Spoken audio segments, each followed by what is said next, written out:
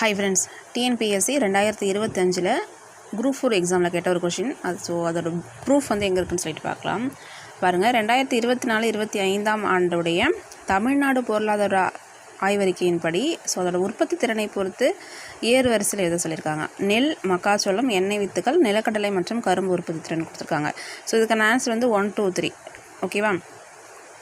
ஏறு வரிசை அப்படிங்கும்பொழுது கம்மியாக இருக்கிறதுலேருந்து நம்ம அதிகமாக விளைவிக்கிறதுலேருந்து தான் கண்டுபிடிக்கணும் இல்லையா? ஃபஸ்ட்டு நெல், அடுத்தது மக்காச்சோளம், அதுக்கப்புறமா எண்ணெய் வித்துக்கள். இதுக்கான சோர்ஸ் எங்கேருந்து கொஸ்டின் அப்படிங்கிறது கேட்டிருக்காங்க அப்படின்னு சொல்லி பார்த்தோம் அப்படின்னா, government of Tamil Nadu state planning commission அவங்க வெளியிட்ட ஒரு எக்கனாமிக் சர்வே ஆஃப் தமிழ்நாடு 2024-25 ஒரு ஹைலைட்ஸ் அப்படிங்கிறதுலேருந்து பார்த்தீங்கன்னா தெரியும். அதில் 12வது குறிப்பில் கொடுத்துருக்காங்க. ஃபர்ஸ்ட் இந்த productivity of oil seed, groundnut and sugar cane. Second in maize, மக்காசோளம் productivity. And third in paddy, நெல்லுன்னு கொடுத்துருக்காங்க. ஓகேவா? ஃபஸ்ட்டு அதிலே கொடுத்துருக்காங்க ஆயில் சீட், எண்ணெய் வித்துக்கள், நிலக்கடலை அண்ட் சுகர் கேன். செகண்ட் சோளம், தேர்ட் நெல் அப்படிங்கிறது கொடுத்துருக்காங்க. ஓகேவா? இதுதான் அந்த கொஸ்டின் இங்கேருந்து தான் கேட்டிருக்காங்க ஃப்ரெண்ட்ஸ். தேங்க்யூ.